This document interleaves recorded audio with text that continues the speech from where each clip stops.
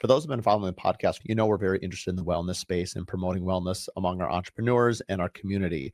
Sauna Camp is coming up in Minneapolis on March 20th from 2 to 8 p.m. Tickets are now available online, and the whole concept will all be about prioritizing your mental health and your body as business owners.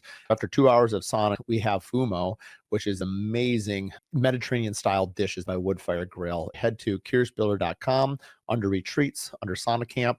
That is going to be March 20th.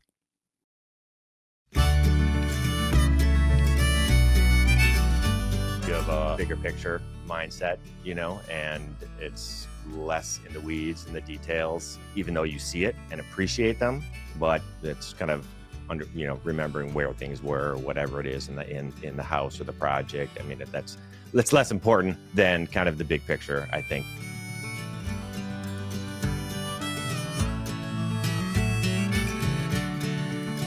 Today in the Curious Builder podcast, we had Karl Adalbert on from KA Designs, and this is a really special episode because I've known Karl for 5.5 years. He's actually my neighbor, a very good and dear personal friend, and really has just affected me in so many personal ways. And so stay through the whole episode. We talk a lot at the end about Mysa Hus, the spec home that we're doing together right now. The first part of the episode is all about, really Karl, our relationship, how it's evolved, how we work together, and really Karl's journey into architectural design. Without further ado, here's Karl.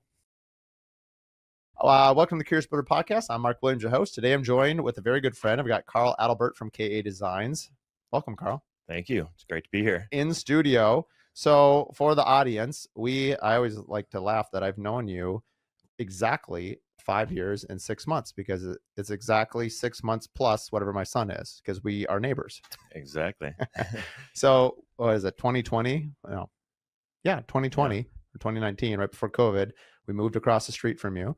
And anyway, we had a COVID baby trapped in our house, and I don't even know how long. Do you recall how long did it take? First impressions. First impressions. Yeah. I was like, "Who's this guy? He's running every morning at like 5 a.m." I don't actually remember our first encounter. It was obviously during COVID too, so I don't even remember. It's like the COVID time warp. I mean, do you remember like moving? I mean, obviously you remember the neighbor. We bought it after like 2 days on the market. I do. Construction happened before I met you.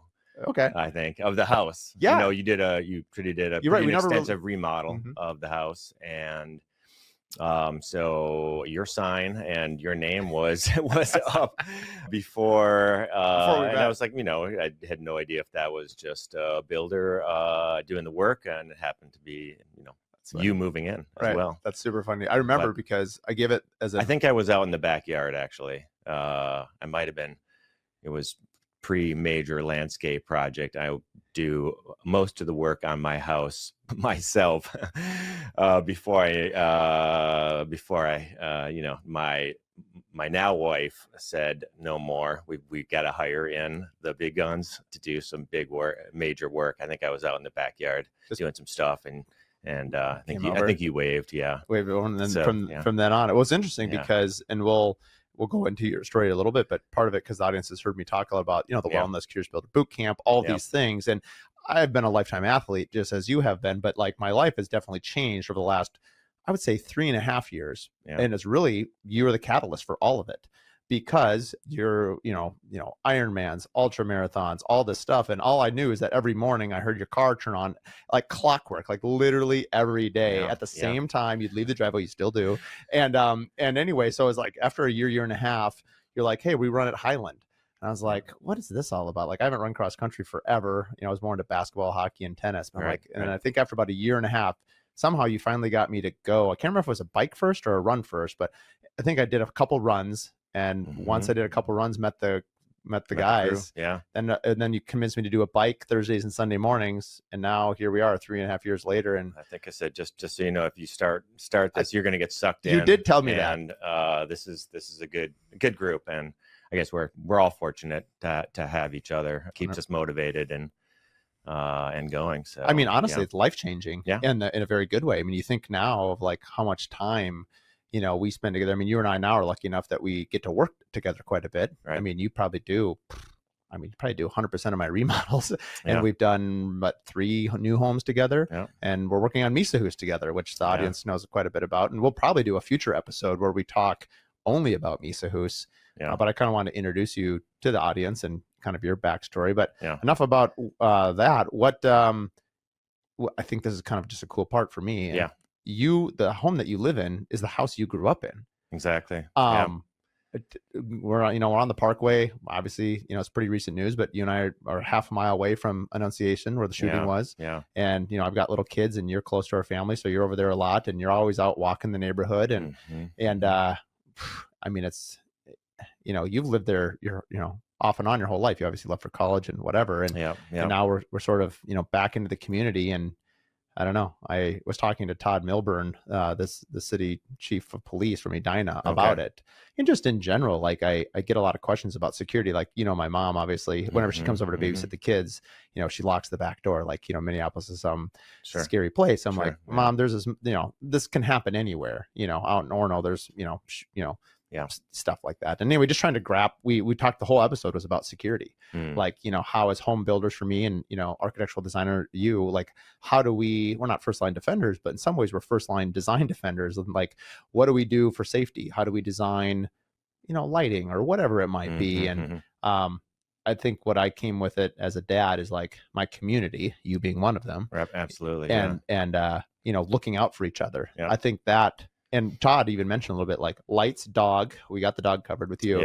And but really just community, and just there's so much solidarity in Minneapolis. Like I have a hard time. We've certainly thought about, someday do we move or not move, but we always come back to the same reason. Like, why have I already been here for 20 years? I don't see myself really wanting to move. And so who knows what the future holds, but you're a big part of it. I've told you this, that I told my wife a long time ago, if Karl wasn't my neighbor, I would be gone out of here. I mean, you've had such a huge impact on my life, probably personally more so than professionally, but both, mainly just because of all the people I've met and become such close friends with because of you. So, well, I'd say likewise, maybe on a professional level or design, just the relationships for me, building those are kind of critical to my business. It's usually how I get most of my work is word of mouth through past clients, working with builders, contractors, realtors that I collaborate with. So that's kind of the majority of my business. And so it's likewise. I mean, I maybe to a fault, like, don't separate everything in my life. It begins to kind of blur between, friends, clients, and my business. And I guess for me, that's worked, or it's just how I operate, I think, one thing that people can hear in your voice, but for sure when they meet you, you're one of the most warm and approachable people that I know. And it shows up in your work in a really positive way. Cause I work with lots of people, and you don't want to, there's really no shade on any other person. It's just like everyone has certain pros. It's not even really cons. It's like, but your biggest asset, this, let's say a couple of years ago, I'd have you interview for jobs and you'd get all of them. And the feedback was always the same. Karl listened. Karl, we felt like the emotion. So I would actually argue, obviously don't change what it's who you are. It's not like you can change who you are. Trust me, my wife has tried to change me. It doesn't work very well.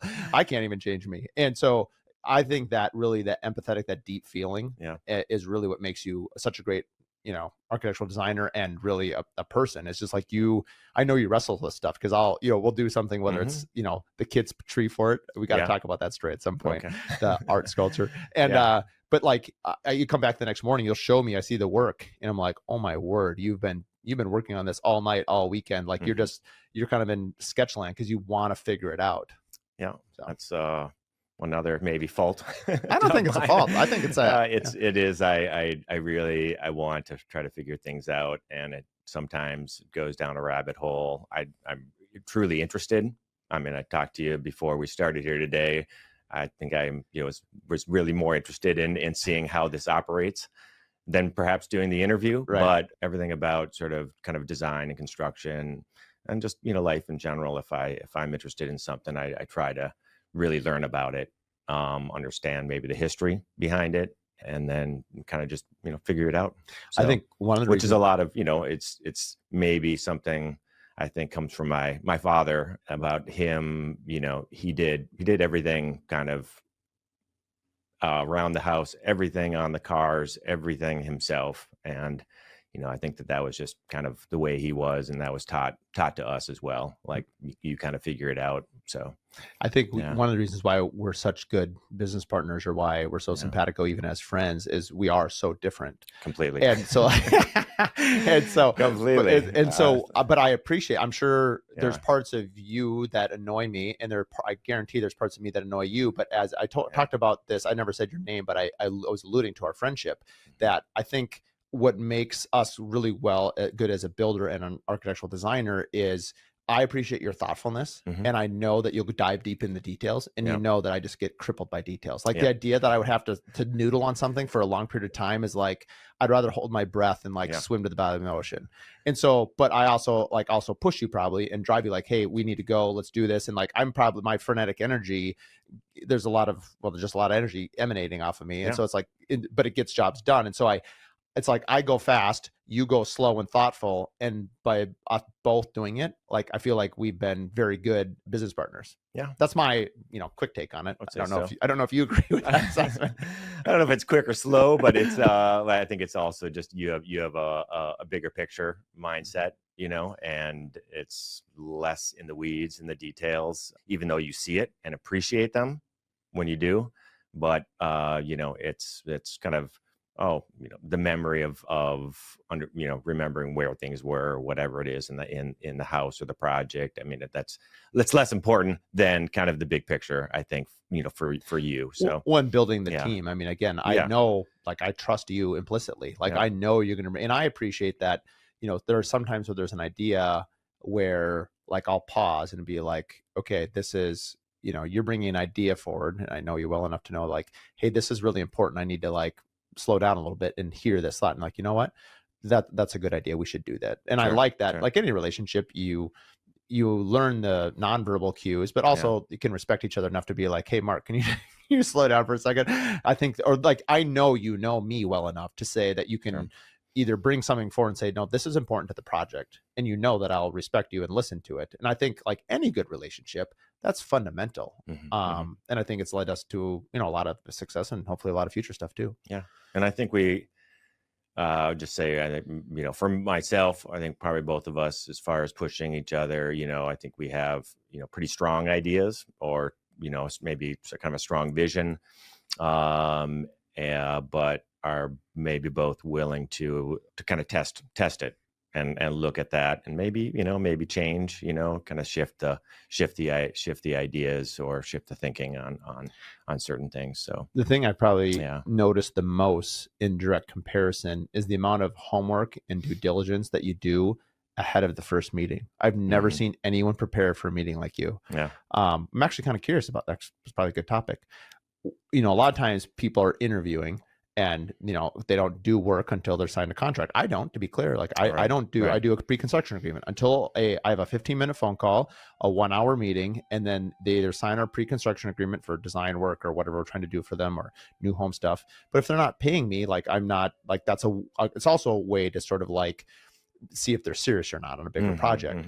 And every time that I've brought you to interview, you've already done work, and it works, because every single time the client's like, whoa.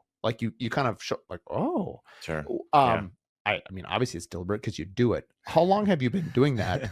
And do you notice the same visual reaction when that happens? What is sort of your intent? Because you haven't really sat down with the client to learn their whole programming or learn all of that. How are you able to come up with something like that in that first meeting? Well, they've kind of varied, I think, in some of those interview meetings. I mean, some of the people maybe I've met before, but partly it's kind of looking at the site, and, I'm just talking more about kind of basics of kind of massing on the site, or orientation, things that I would be looking at for any project, kind of the basics of orientation of the site.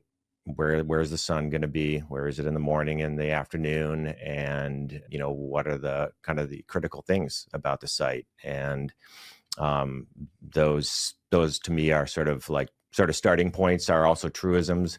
As far as kind of doing that work, I think it's a way to engage with obviously with the clients or the prospective clients, if it's an interview, and kind of to, test the waters for me as well, see how, engaged they are with those subjects. I mean, for me, I could also say, are you excited about these things? Because this is the way maybe I approach the projects. And if you are on board as well, then there's a connection there.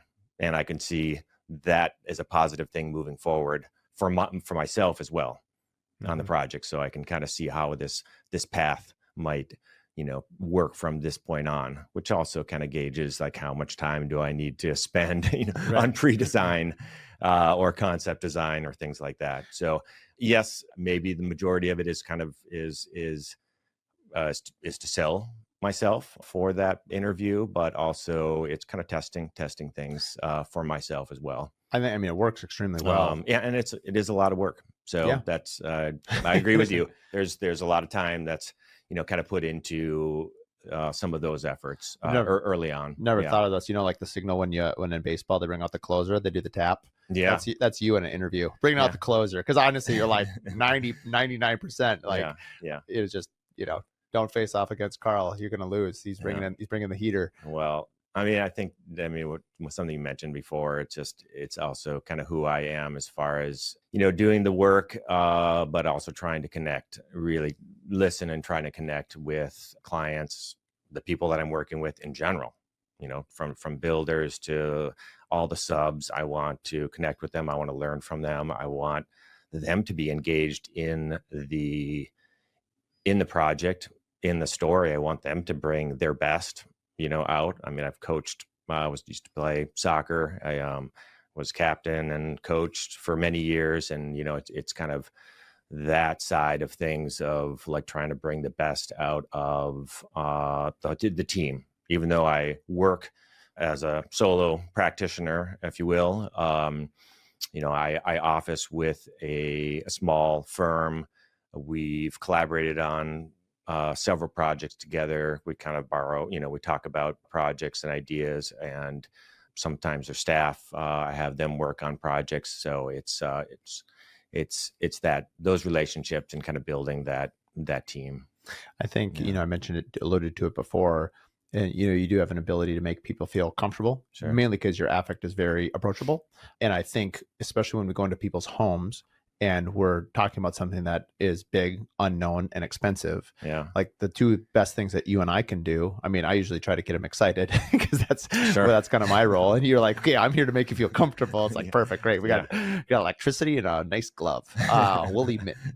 And so it's like, again, I think a lot of it is team because, a big part, because I often will meet them first and I'll say, okay, so this is what we're looking at. Okay. And a big part of what I do is try to assemble the team. Right. Because I'm not the right fit. I mean, there's been projects where, even recently I was let go of the project. The client didn't feel like I was a good fit, but you remained on, which is great. And they feel like you're a good fit, and which is fine.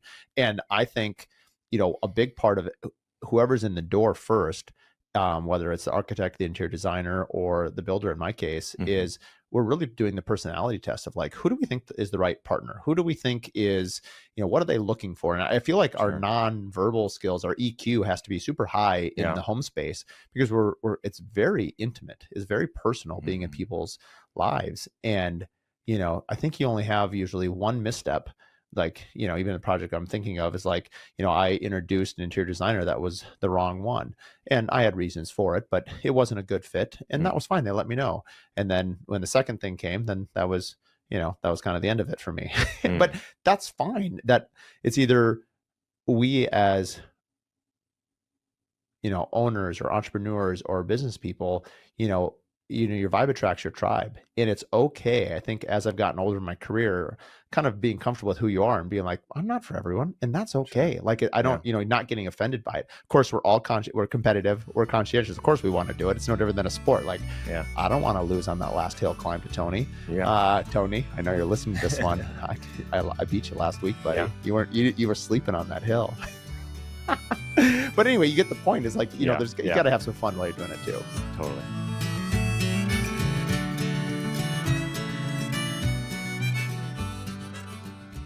This episode is brought to you by Pella Windows and Doors. I've used Pella for 21 years as the exclusive window company on every one of my builds. When people ask me who I trust for windows and doors, it's Pella every time. Their craftsmanship, their innovation, the top tier service make them a no-brainer for any custom home builder or designer who demand the best. Whether you're designing something bold or building something with timeless elegance, Pella has you covered. They're also the only window company that has a lifetime warranty on all of their windows. I've gotten to know all of their people at Pella Corporate, as well as locally here at Pella Northland. I'm proud to call them our partners and our friends. Visit Pella.com to learn more and connect with your local reps today. For more information, you can also listen to episode 1, where I interview the Pella Northland founders, as well as episode 109, where we talk all about their latest innovation with the Steady Set window. You mentioned competitive soccer. Walk me through why architecture? You went to Minnehaha Academy, I believe, and I did, yeah. you went to play at Wash U and very successful college career as a soccer player. And then, you went into Ironmans and all this other stuff, but why architecture? Where did Well, I attended the architecture school at Washington University in St. Louis, and actually started off in pre-med, but always had an interest in art. Grew up doing a lot of artwork. Took an architecture class, just drawing and architecture, like 8th grade or something, and poured myself into this dream house project and built this massive model. We learned kind of plan drawings, perspective, different axos. At that time, it was all hand drawn. And so poured myself into this final presentation. I remember there was a student's father who came to look at everything and was wondering, if this was done, professionally, like the actual drawings and work, what is this? I would just lock myself in my room and just kind of pour into these drawings. So I knew there was something there. It wasn't kind of part of the high school curriculum that I had. So kind of was interested in a lot of different things, and so ended up switching over in college to the program. Was that like after freshman year? Like when does that kind of switch happen? I took some kind of intro classes my freshman year, and then just said, this is for me. I want to go all in here, and it kind of never looked back, if you will. Yeah. It was a really strong program. Had fantastic professors there, and it's just a strong class and strong student body there. So it's great. Did you come back then after college was over? Did you come back to Minnesota, or did you? What was that it's kind of a mix of stuff. A little bit time in St. Louis. I traveled abroad in Europe for about 7 months. Helped teach a studio there, and trip was just a long summer trip, and then spent some time in Chicago, and then came back to Minneapolis. Had an offer at a kind of a big corporate firm here. Ellerby Beckett was the firm, who met a number of people that you have now met from that time, and maybe we've all said the same thing. It was a really strong time for architecture in general, for building, for the firm, and super talented design staff there. And that was kind of their focus. So, I think we alluded to on the other episodes, because we've had Mark Osterman on from Joy Collaborative. You knew him there, and then Christopher Strom. And what was the connection with super creative, with the Rainforest Cafe? Because that was was Ellerby Beckett the firm that was doing that, or how did that all play into the story? I think so. I was not, because you weren't on that one, not part of those projects at all, but I think maybe Mark was. He worked with the interiors. Chris was too. So I knew the three of you knew each other, but I didn't know where everyone was passing. I was focused mostly on kind of corporate projects. Sure. A lot of international competitions we were doing. Office towers all over the place. So cool. Some built, a lot not. Yeah. But sure. Mostly competitions, but these were really quick burn, super creative efforts, and tons of work, 70 hours a week, Oof. For, 2 months. Did you ever feel, I mean, just reflecting on my own experience with just being a cross country coach, I always felt like if I wasn't a entrepreneur, especially after that experience, I was like, I really liked being a coach. I really liked I was just kind of like everyone's cheerleader. Like I just wanted the best out of them I could get out of them. And like, I didn't care if you had lots of talent or a little talent. Like I was just so excited for seeing people's progress. Like it was really fun to me. And I wonder if being a teacher, maybe mentally has, we think of coaches, or I do, differently than like teachers, and I get they're probably somewhat similar in many things, but I wonder if it's the same high that you get of coaching someone through math class or science or whatever. Was that a similar sort of dopamine hit, or fulfilled some of your emotional bucket, like seeing, like you enjoyed coaching? Oh, absolutely. Yeah. I mean, I love seeing the progress of all the athletes or girls at that time, and to see the team kind of work together, that was really important.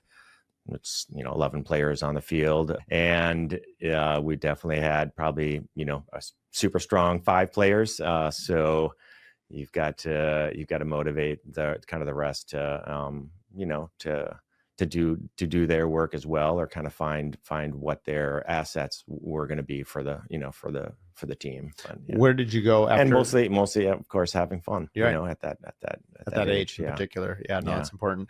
When you left Ellerbe, you stayed in commercial sector as well?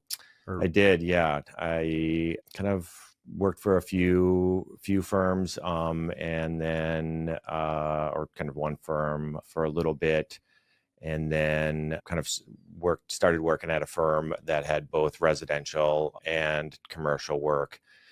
And that's kind of the first time that I, started doing more single family. And they were smaller commercial projects, but, the single family work for me, especially compared to the big commercial projects, completely different type. But it was really that connection with the client, kind of the intimacy of the design work that you're doing, and the maybe immediate sort of reaction. They're still long projects, as you know. I mean, it's not necessarily immediate gratification, but when you're presenting, and the work itself is just more personal and more intimate. I mean, you get quite detailed and into people's lives. You have to.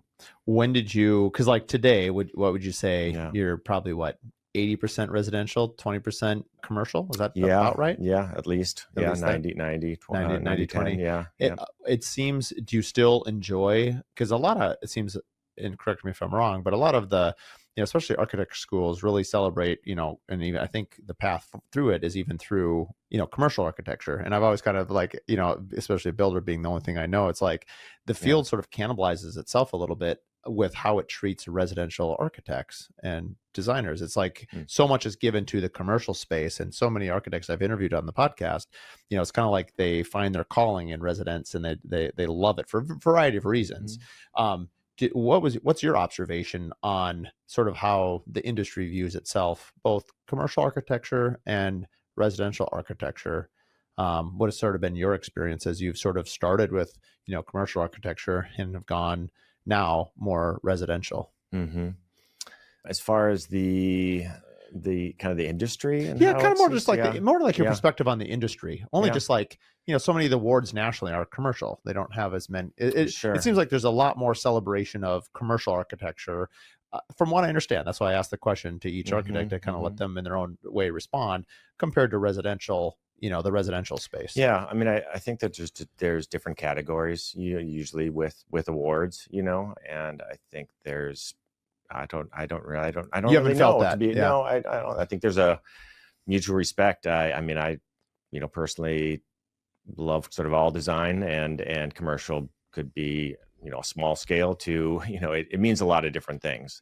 There's just, different levels of complexity within, each of the projects. And I would say, so they have different different categories and different awards for each. I mean, I love it. I mean, I think I'm a fan of just all architecture. I was just, Absolutely, I just got back from, Chicago, and I was telling you on our bike ride the other day, like, why don't we have a Chicago River Walk? Like, it left such a huge impression on me. It's like the restaurants are down on the water, you've got these big buildings, it's nighttime, like it's kind of romantic. You're walking around, like the vibe is so great.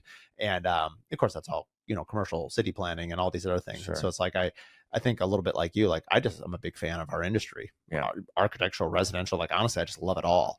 And so, and I think you kind of see that as a kind of the power of design, something that I really appreciate just in design in general, whether it's residential or, I guess you could call it commercial, which can mean a lot of different types of projects. Is just, how it engages the site. It's something I talked about, early on. Riverwalk maybe is one of them, more on an infrastructure level. It takes advantage of that kind of in between space of the borders of the river, and and builds things kind of in and out, and allows sort of the path to kind of meander and be able to see the river differently, see different highlights or buildings differently, as well as inserting commercial spaces, little restaurants or bars or things like that, kind of into sort of the wall, if you will, below the street level. I don't know if you noticed as well. I mean, I was there, a few years ago, but there's a different feeling and a different level of sound. You can have, traffic going on and sound and cars, horns blaring and things like that. And you get down just, 30 feet or 20 feet below, and it begins to quiet down and dissipate, and you're just at this other level down there. And so that's part of the design. I think it's all the senses, which is part of design for me. No, I love that.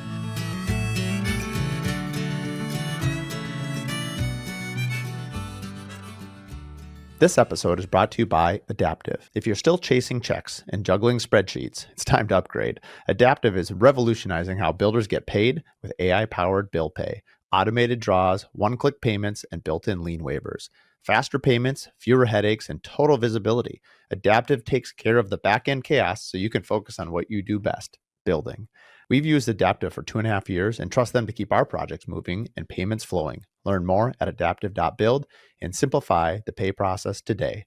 For more information, you can also listen to episode 10 and episode 15. Well, I'd be remiss if I didn't bring up the two most important things that have happened in your architectural pursuit of design. One is your wife. I only recently found out this story, audience. This story is too good to be true. So there's a real estate agent, as I understand it, that needed, and then a client who needed to sell their house. And so this nice young lady, Carolyn, needed some help. You got to tell that story. That story is so good. You basically came over and started helping, because you've helped other real estate agents. I mean, that's a big part of some of your relationship work, right? Hey, we need to, what can we show? We have to either make this house better, or at least show a prospective buyer what it can become. Yeah. How did that really unfold? So I mentioned that I was doing this today, and I was like, I wonder if this is going to come up. It's too good. It's a great story. It's like a movie. I'm telling you, Hollywood, if you need the rights, I'm telling you, Curious Builder is your agent. Well, now it's better be a really good story. That's a great story. Ultimately, yes, I was called in. It was an old house, actually fairly close, South Minneapolis, close to mine. Interesting thing is, the owner of that house, they were selling it. I think she had lived there or the house had been in one family for 60 years. Oh my. I think it was a 2 or 3 owner house. This is a similar age, more than 100 years old now. So there needed to be some updates. It was an elderly lady that had passed. And so I was called in mostly to eliminate the all pink bathroom, which I know they're sort of coming back. But this is before that. This is before that. It had violent yellow tile, as my wife likes to call it, in the kitchen. The pink was not the best pink, and it was everywhere. Floors, walls, ceiling, all the fixtures. I just think of that, like the Pepto-Bismol color on block, the walls. Yeah. Oh, that's the worst. So that was the project. That was the start. She couldn't move in until that got done. And presentations were good and went well, I should say. And everything, we kept it very professional. She was wanting the project to be finished as quickly as possible. So perhaps we could move on from that, and maybe I did too. So we'll leave it at that. I love this story. It's such a good story. I'm glad it worked out. And it worked out. Yeah, it worked out really well. I mean, Carolyn is a beautiful person, and we love having her as a neighbor. It's funny because now I see her, all the time, especially for whatever reason, her new walking path. I seem to see her more now this summer than I have in recent years. She's out walking Moby, and anyway, just the kids, and anyway, it's great. What I was going to ask you, the other one that, probably the crowning achievement of your career, as I might say, is our play structure that we designed together. So to set the stage, I've got 3 young kids. This was 3 years ago. Yeah, at least. Man, that time flies. Yeah. Anyway, long story short, we're just coming out of COVID. I'm bored. My kids are running around. At this point, they're 9, 7, and 5 now. So they're probably 7, 3, and 1. And I'm thinking, like, how long COVID is going to last? I need something in my backyard. So you and I basically sat down. I didn't want to do one of those rainbow play sets. Sure. So you and I schemed one afternoon over at your house, like, let's come up with a cool play structure. Right. We had a big tree, and anyway, we won't roast all the neighbors that were involved, but I may have gotten a little excited with how big I made it once we got the design, and we had to do some 75-foot climbing wall. It was really everybody knows Mark. Got really big. That was down from 150. So that was being moderate. Yeah, exactly. That's being moderate. I was like, giant swing. They could swing over to your house. So to be clear to the audience of builders, I have to say I don't always love codes and regulations. I'm like, it's a playhouse. So no, I'm not getting a permit. Like, honestly, I didn't even think I need. We actually looked it up. Remember, thankfully the architect looked it up and was like, hey,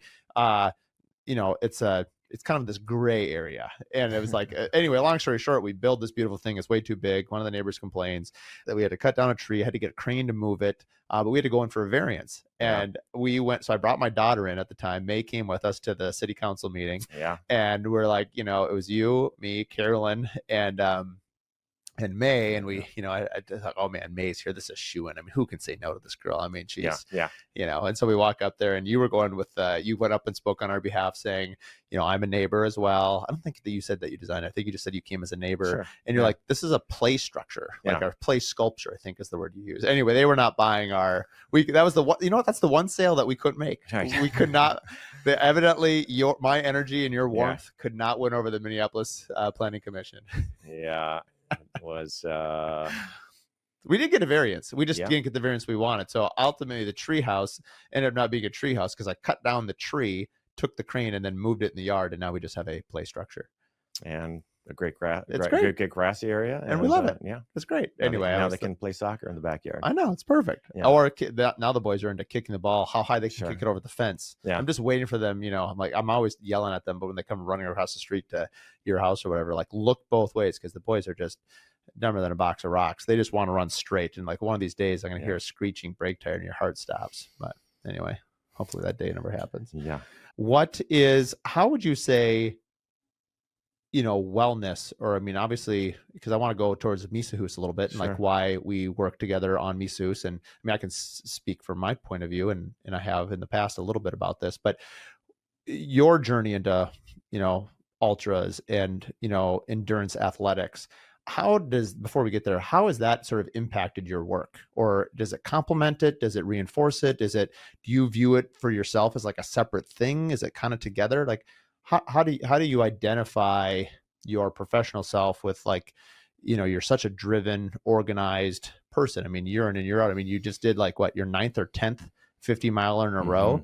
I mean, you're a very committed person, and you like, I would assume you like structure, because you have a very, your flow is somewhat, well, you allow spontaneity in it with like your trips out west, but you like that flow of your seasons. And as someone who sort of observed that, I'm like, it's very consistent, your flow.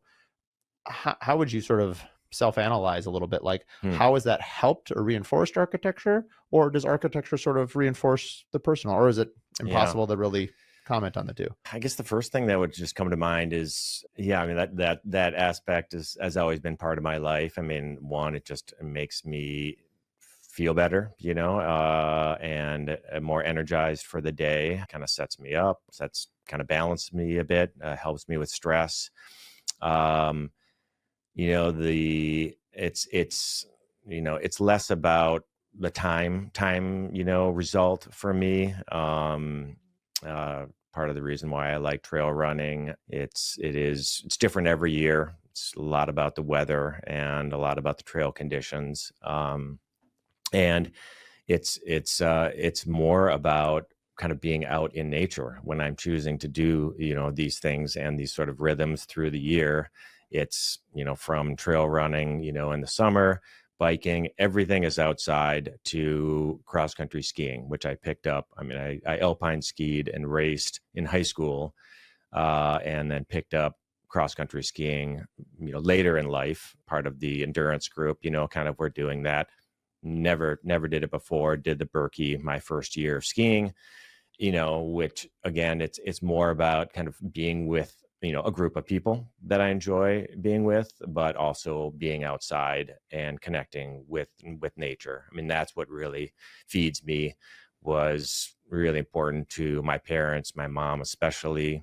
It was part of her life every day. And I would say, if there's anything that aspect of sort of nature and, again, connecting with the importance of that as wellness to me, again, maybe back to the site, and, whether you're just viewing it or taking in the view, or being able to be exposed to, sunlight, breeze, anything, those aspects will probably be the, kind of the important things to me. Maybe that I would see as a crossover from, maybe, that makes sense. Yeah, no, for sure. It does. Yeah. I mean, my answer is very similar to yours. I mean, people ask, like, well, I try to make it more a little splashy reaction. I like to say that I don't like to run.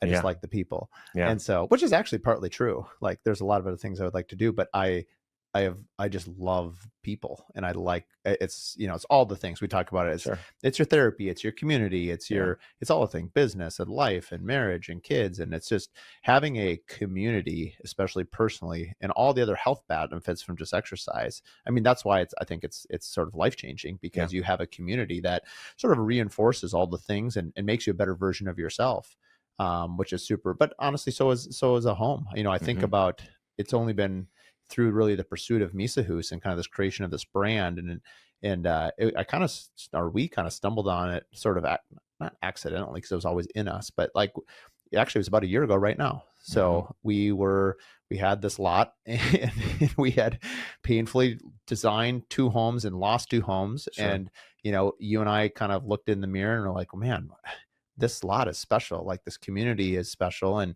luckily, we had someone who was, I was very close to, and said, why don't you guys, do something with this? And so, big shout out to, our partner there. And so it's funny, because as I picked the team, this story, but for the audience, we created Mysa Hus, which means cozy in Swedish. And I was like, this home at first was going to be more eco-friendly in terms of, like, solar panel and a lot of the things that were going to be geothermal and all these things. But then as I reflected on 21 years of building homes, like, my clients have never once paid me. Well, one time I've done geothermal, never done solar, never done a lot of the things that I was going to do. And I'm like, wait a minute, why am I going to do something that the market doesn't want, or at least my market doesn't want? And so that's kind of where and then somehow along the lines I stumbled into, but it could be like, what about health? And that's when it clicked for me. And maybe it clicked for you earlier on, but for me, that's when I really, the Mysa Hus really took wings. And I was laughing, because when we were putting the team together, it's, obviously Melissa Olent's been on the podcast, and, I kind of jokingly told her, but actually it's true, that she has a 5-to-1 veto power over me, because I knew if it was just you and I doing this thing would be a dude bro home, super cool, super modern, super clean, like, cool bikes like this. I mean, it would be me, to be clear, like, because you can design anything, but I would just totally go off the rails and geek out with, and I was like, I told Melissa, I'm like, you need to make this very warm and very, approachable by our female clients, because that's who buys our homes.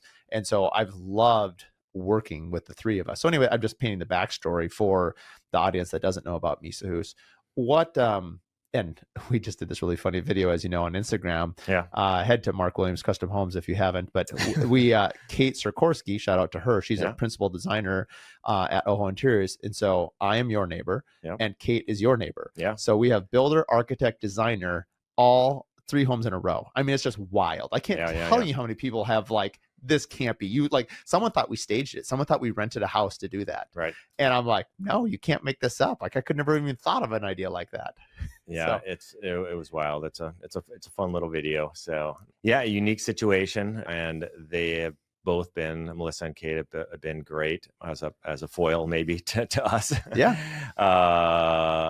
With different perspectives, but our overarching, concept again, is wellness, and that means, different things to everybody, but we're really trying to be considerate, and to, I guess, to the name itself, which Mysa Hus, being kind of cozy, I would say, Oho's style, if you want to call it that, really embraces something that I would think that is much more kind of part of that aesthetic, and they're doing a great job, kind of with that piece of it, and embraced kind of what we've somewhat analyzed or carried over from kind of looking at sort of the other projects on the property. I mean, a lot of those ideas in terms of siting, I think, were really valid, and we've kind of held true to that. Completely different design, but kind of looking at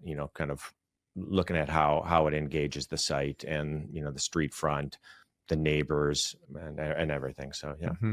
What is from your perspective?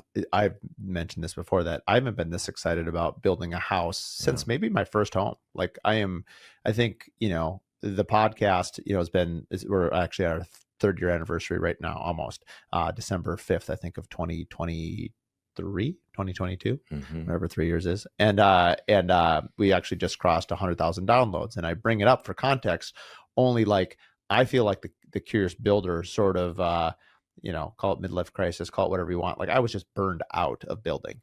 So between the Curious Builder, kind of relighting a fire under me. Yeah, but absolutely. I was ready to be like, honestly, if I could, do well enough to like not build, I'm like, okay, the Curious Builder could do it. But then the origin of this Mysa Hus has completely re-energized me to build along brands and storylines. That's my journey and where I'm at. And I'm so in love with this house, and can't wait to, complete it and showcase it and brand it and all the wonderful things. Yeah. What does it mean to you? Like, what excites you about this house? Is it different than other homes that you've designed? Is it, what's your sort of emotional attachment to the house, if you will? I guess I'm really enjoying the process at this stage in it, and really kind of excited about, from a systems level. I mean, the sheathing that we're using, super insulated. It's going to be a super tight house. So from, just a purely like sort of a building science side, very interested, see what the results are. I mean, could be almost very close to a passive house. So it super interested on that side. Then the layering of this, which I call kind of design layers, to all of the interiors and the feel of that to the landscape. I mean, we've got an incredible team, and see how, this settles in to the site, and see how the landscaping has, followed this line of thinking. So it's kind of for all levels to me. I'm really excited to see how it, how the process, unfolds, and to see the final, the final result, and I think it's final being, it's a house that somebody's going to be in love with and really enjoys, but it's going to continue we're using materials that will naturally kind of show a little bit of, weathering over time, if you will. And the house itself, the intention is that it's not just static, it is something that, it's living and breathing, and it's going to become part of somebody's life, and it's going to be a pretty amazing place. So I love that. If that makes, it makes a ton, obviously, to me. I'm amen. Yeah. Yeah. I think of the organic materials, the way a patina is, all that. Absolutely, and you have a deep understanding of how things patina, and you're even like when we look back at like crafting the pictures and like what were some inspirations and things like that. We're using the Zip R12 for the audience. That's 2 inches of exterior insulation and rock wool on the inside for sound. And like there's so many things that we're doing in this house that are not part of my normal protocol, but it's funny how quickly they become sort of my normal protocol. And working with Pella on these windows, and they're triple pane, and yes, they are more energy efficient. However, the main reason was because it's quieter. And I became sort of obsessed with this idea that a quiet house was a well-built house, or like wellness. And I think you and I bonded over this. Like you and I both love to be in nature, to run, to get away, to kind of calm the mind. But, camping in a tent, or camping, or going somewhere where you can't get cell phone reception is honestly a huge North Star for me, because we live in an age where we just have so much, outside stimulus. And so it's like, could this house be in an urban area, but sort of have a rural feel to it? And, hence why we named it Mysa Hus Cozy. I mean, like this idea, I think I've mentioned this to Melissa, and I think I mentioned it to you. Like, to me, if I was to like paint a picture for the audience right now, like what is this house going to feel like? It's like a cold February afternoon at like 5 o'clock. Snow is coming down. You've got hot chocolate and a few marshmallows and a Faribault wool blanket over your lap, and you're reading, the New Yorker. Like that's, if I was to like describe, that's what it means to me. Yeah. I don't know if anyone else wants that, but like, I don't know. It sounds pretty nice. Yeah. Kick back. Oh yeah. And the fireplace. Sure.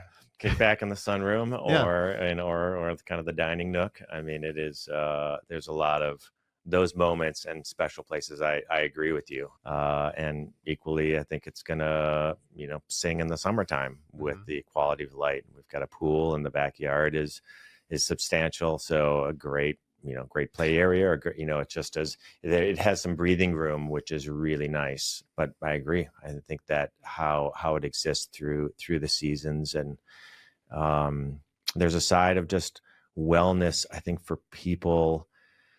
I'll say we just visited a client's house recently. And my wife was with me, and she just had mentioned, kind of to your point, kind of how quiet it was, and how a house, it was a newly built house, how it just felt. And there was a sense of kind of peace and calm with that, for her. And I feel the same way, and so those aspects, it's tough to describe, but once you're in the space, you'll get it. For sure. Yeah. I think there's so many things, but this is one that comes to mind. One of the things that I give you so much credit for, specifically on Mysa Hus, is every time I look at the wellness studio, it's you. It's 100% you. Now we've come together as a team, but I remember very clearly you kind of made this comment where it was like, why in home design and from client, like why is the basement like the leftover space? Like we have the bedrooms, we have the kitchen, we have the mudroom, we have all these wonderful spaces. And yet, especially for you and I, like wellness is such a huge part of our lives that we've already talked about. Why is the exercise room or the wellness studio, whatever we want to call it, that people want to talk about it, is it in the basement with no windows, like in a concrete slab in a dungeon? Like who wants to run on a treadmill looking at like a black wall or whatever it is? But it's like the leftover space. Yeah. Now I feel like over the last couple of years, depending on budget, like that has become a cooler space. But even so, more often than not, I mean, I probably 95% of homes I've ever built in my career, it's in the basement. And there are some reasons for it, but in general, like why? And you came up with this idea where it was like, what if so we have this pool running horizontal across the back of the yard. There's this beautiful wellness studio. And I love that I keep saying wellness studio because it could be so many different things. Sure. But for us, it's got the sauna, the cold plunge, the weights, and then it's got these beautiful multi-slide doors that open to the pool. And it's like, once you did that, like I almost became more excited about the wellness studio than the whole rest of the house. I'm like, yes, like I want to live in here. Right. Yeah. Anyway, I've said that story to so many people because this is the benefit of a team. Sure. It was your vision. It was your lifestyle. It's why I chose you for the project. Honestly, is because I knew you would get the commitment to wellness in a different level. And it means something a little bit different to every person. And that's fine. Anyway, big shout out to you for that, because honestly, it was on the chopping block, or potentially because of budget. Yeah. And you're like, oh, because as we got preliminary budgets back, you're like, where do we cut? And I'm like, well, the easiest cuts is the pool and the wellness studio. And I remember pitching it to some people earlier on, and I tell them this, and they said, and I was high level going with where the price might come.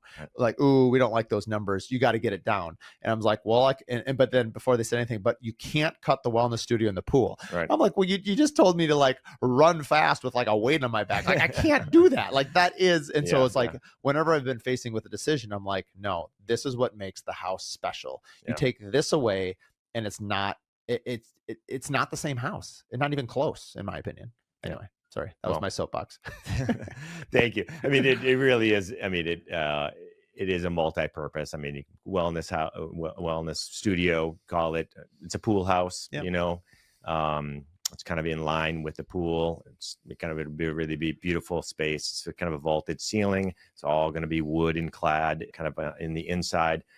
And so great place to work out, but great pool house as well. So however everybody wants to use it is part of sustainable, architecture as well. It's like, the spaces can be used for different things and can be repurposed. I'm sure it's going to be a great party house. And we talked about, an ADU, or, is it, can it be converted to, potential, like, bedroom space. I mean, we didn't want to go there in terms of the design, but thinking through those aspects.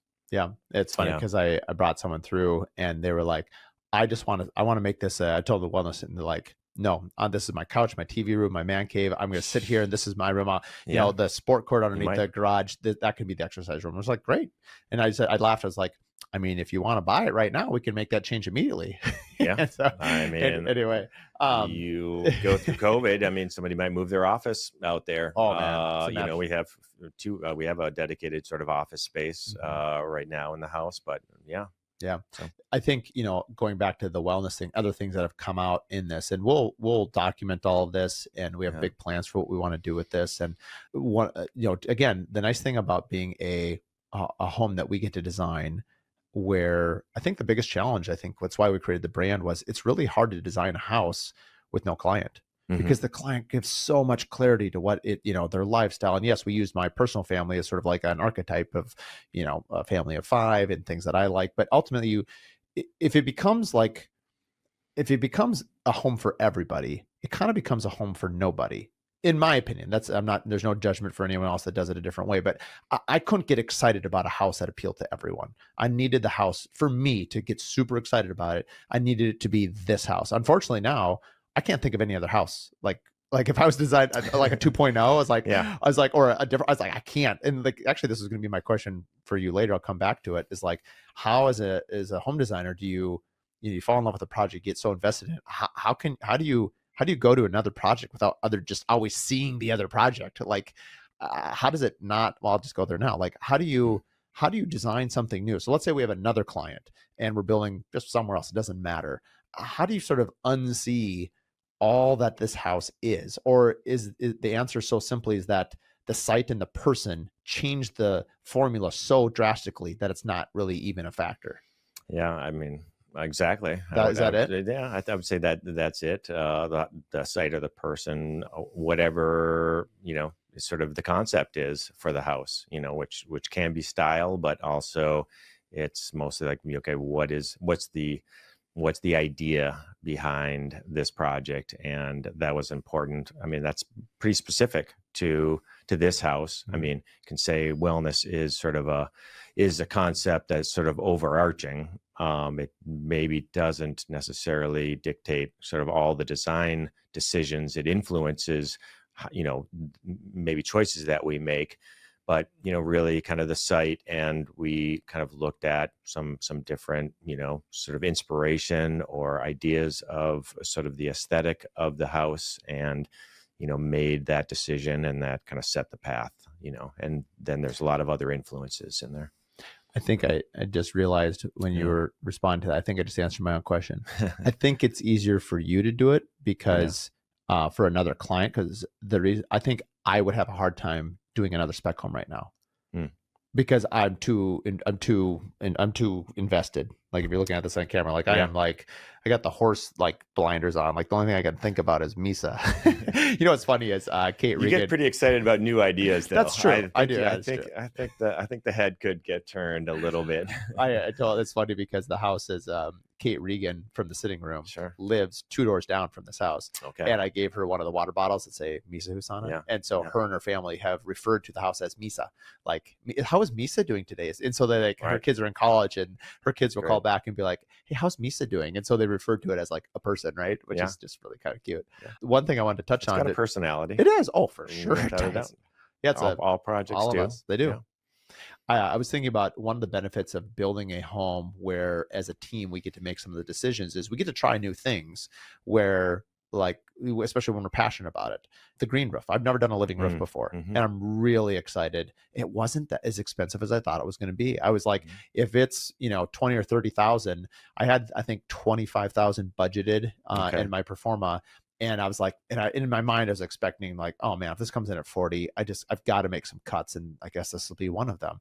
And it ended up being like 12 for the material and like 5 for the labor. I'm like, I'm actually under budget. Like I can't wait, and that for the audience, that doesn't include, the rubber flat roof membrane. Like that's obviously part of the roof structure, but like, I think I've learned, maybe the reason why I'm so excited about this house is just how much I've learned. Yeah. And I know we could build the house again and it'd be not 100 ways different, but we just keep learning. I mean, there's so many brands that have come to us with products and with things that, and they've been attracted by the wellness story, like Visium.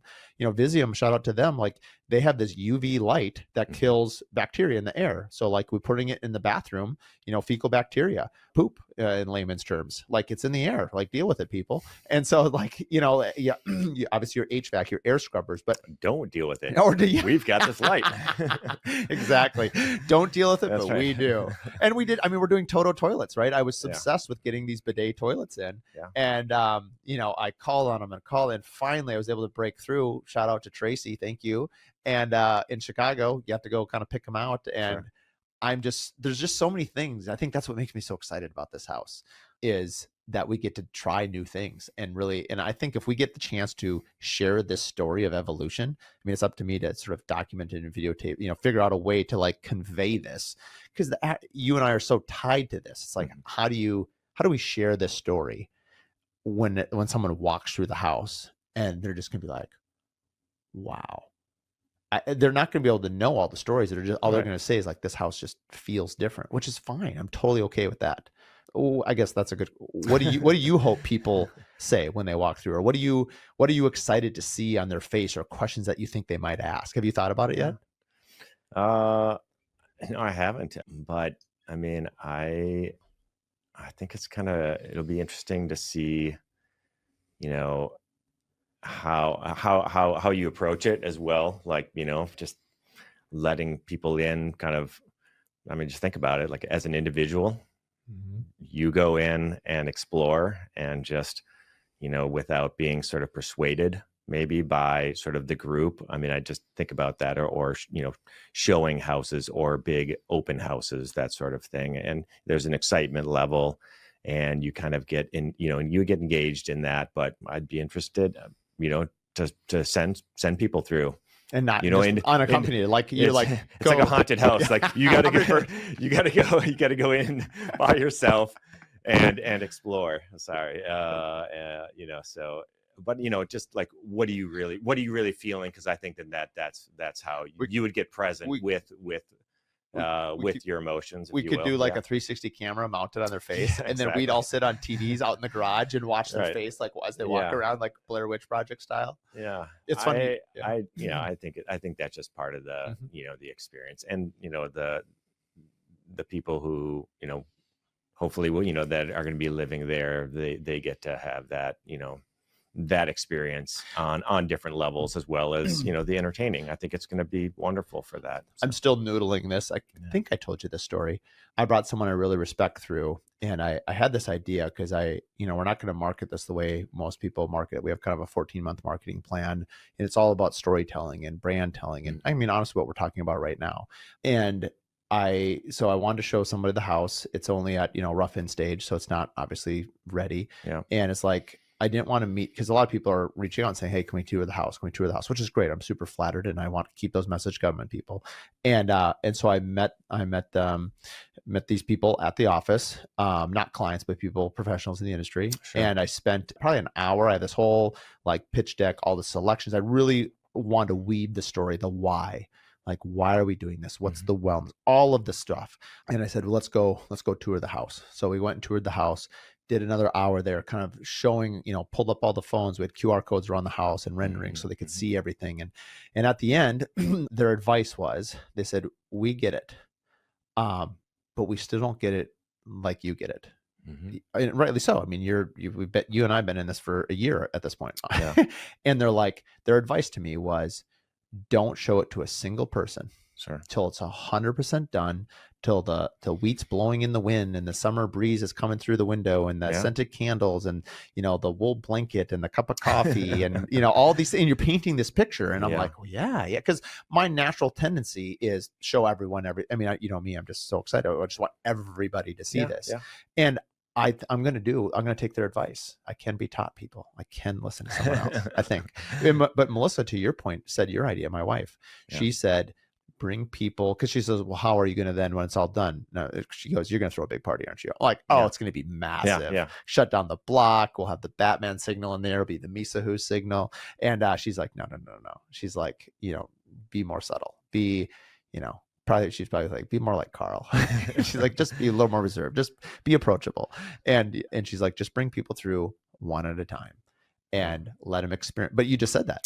Yeah, I think it's just a different way of experiencing. But I think it's going to be, the opposite as well. I mean, I think it's going to be a wonderful house to bring a big group. And we're going to do both. It should be a celebration. The goal, I think, is to bring through people that have expressed interest in buying it for like a 2-week window, where it's only for one-on-one tours. And then so many levels. Obviously. And then it'll be it could be, a chef experience there where you get to dine or be part of something. So I think using the spaces, seeing how functional they are, as well as the aesthetic is great as well. So I think it's going to be a fun space. I hope that they read their contract, because I might have to write in their provision that once a year the team gets to do a chef-led dinner at their house, in perpetuity, forever. Yeah. Thanks so much for coming on the podcast. It's you and I've been talking about it for a couple of years, and anyway, we get to talk a little bit about Mysa, a little bit about you, and we'll have you back on. And we'll probably do one. I think we'd do one with Melissa, you and I, at the house when it's all done. Kind of in the space, just, I haven't decided if it's going to be like open. I think it'd actually be really fun, just thinking out loud of like, doing it to an audience, like a live audience. I don't know who the audience would be, or we'll figure that out later. But if nothing else, because we're doing one actually in like 2 weeks, we're going to do one with, it'll be kind of closed just for some of our main partners, right? So Pella will be there. We'll have Rockwell, we have Zip, Huber, because it's, at the infrastructure phase, talk about systems. Sure. And so we're going to do, I just want to, get their point, like similar to, I know how I feel about it, clearly. Sorry, I talk so much on this one. My wife will be like, you talk too much. But I want to get their perspective on, why they partner with builders like us. Like, why are we doing homes like this? And what are they seeing? I mean, they we're one little builder, building a home in Minnesota, and they're building thousands of homes across the country. What are they seeing in trends in terms of not only wellness, but the products that we're using? And so I'm really excited to kind of engage with them and kind of see it. Yeah. So exciting. Well, thanks for having me. All right. Sounds good. Let's go get lunch. All right. Thanks for coming on the Curious Builder podcast. We'll see you on Thursdays for 20 minutes and our episodes on Mondays. Thanks for tuning in to the Curious Builder podcast. If you like this episode, do us a favor. Share it with 3 other business owners. The best way that we can spread what we're doing is by word of mouth And with your help, we can continue to help other curious builders expand their business. Please share it with your friends, like and review online, and thanks again for tuning in.